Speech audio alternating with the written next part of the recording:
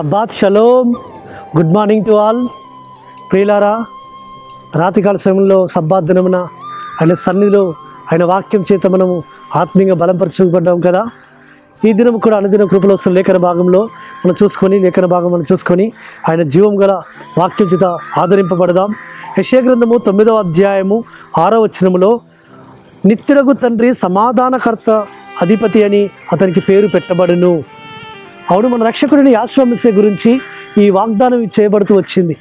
మన రక్షకుడిని యేసు మెస్సియా పుట్టకమునుపే యెషయా ప్రవక్త ఈ ప్రవచనం పలుకుతూ వచ్చాడు.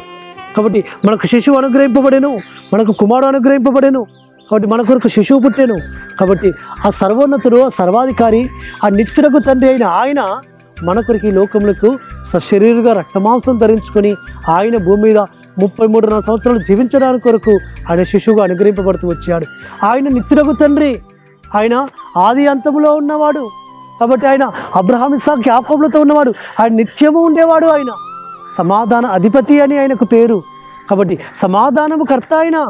కాబట్టి అందుకే ఆయనకు సమాధానపు అధిపతి అని పేరు పెట్టబడును అని లేఖనంలో, ధర్మంలో రాయబడుతుంది. కాబట్టి మన గృహాలలో, మన కుటుంబాలలో, మన పురాలలో సమాధానం ఇచ్చేవాడు ఆయన.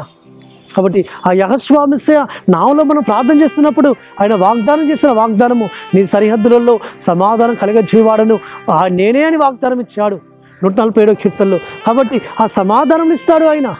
కాబట్టి అందుకే ఆయన గురించి ఆయన యొక్క వాగ్దానం. కాబట్టి అనేకమైన బిరుదులలో శ్రేష్టమైన బిరుదులు కూడా నిత్యుడగు తండ్రి, సమాధాన అధిపతి. కాబట్టి ఆశ్చర్యకరుడు, ఆలోచనకర్త, సమాధానాధిపతి అని ఆయనకు పేరు పెట్టబడుతుంది. కాబట్టి మన గృహాలలో సమాధానం ఇస్తాడు, మనకు నిత్యము తోడుగా ఉంటాడు, నిత్యము మనల్ని బలపరుస్తాడు, నిత్యము మనల్ని ఆదరిస్తాడు, నిత్యము మనల్ని ఆయన మన యొక్క జీవితాల్లో వృద్ధి కలగజేస్తూ వస్తుంటాడు సుమా. కాబట్టి అలనాడు మన పితరులతో ఉన్న సర్వశక్తుడు నేను మనతో కూడా ఉన్నాడు, మనలో ఉన్నాడు, మనలో జీవిస్తాడు ఆ పరమ తండ్రి. కాబట్టి మనం ఆయనను ఆరాధించి గణపరిచి మహిపరిచినట్లయితే ఆ పరమ తండ్రి అబ్రహామును ఆశీర్వదించినట్టుగా, ఇస్సాకును ఆశీర్వదించినట్టుగా, యాకోబును ఆశీర్వదించినట్టుగా వారితో కూడిన సర్వశక్తుడు నేను మనతో కూడా ఉండి మనల్ని కూడా ఆశీర్వదించుతాడు ఆయన. కాబట్టి మన పితరులతో ఉన్న సర్వశక్తుడు ఆ నిత్యుడకు తండ్రి నేను మన దినాన ఈ దినాల్లో మనతో కూడా ఉంటాడు.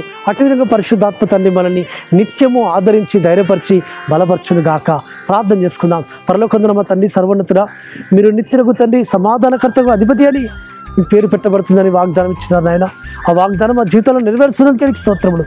ఇక తండ్రి, మీ యొక్క తండ్రి నామను మేము గణపరుస్తూ మీ సమాధానం మేము పొందుకుంటూ ఈ లోకంలో మేము నీ నామానికి మహిమకరమైన జీవితాలు జీవించడానికి సహాయం చేయమని ప్రార్థిస్తూ యెహోవా మెస్సియా నామమున స్తుతించి ప్రార్థించి వేడుకుంటున్నాము తండ్రి. ఆమేన్. సర్వోన్నతుడు, సర్వాధికారి, జీవాధిపతి యెహోవా మెస్సియా కృప కనికరము నిరంతరం తోడుగా ఉండి మనల్ని బలపరచును గాక. ఆమేన్.